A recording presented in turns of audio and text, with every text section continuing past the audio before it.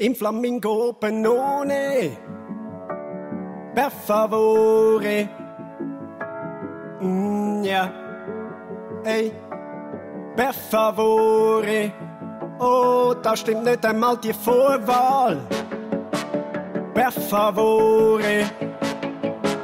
Das geht bitte Tracer wieder Frustrationen, ja.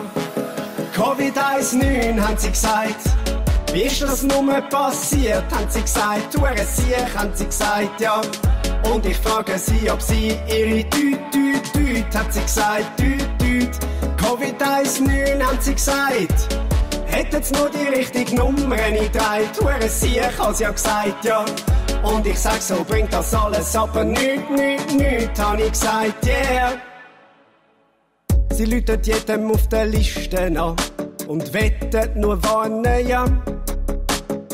Man könnte ja das Covid-19 haben und dann wären wir scheisse dran. Nüsst er die Hai, haben's nur 2 andere und jetzt ist schon fast ein halb Haushalt dran.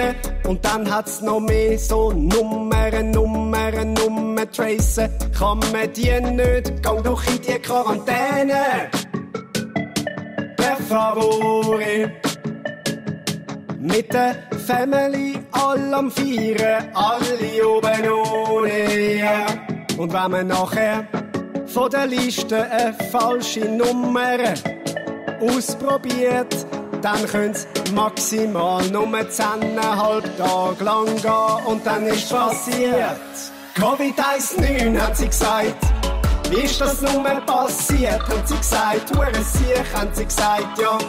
Und sie winken die Ambulanz her. Hier, haben sie gesagt.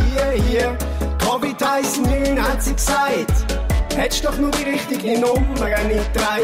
Siech, hat sie ja gesagt, ja. Und sie winken die Ambulanz her. Hier, haben sie gesagt. Hier.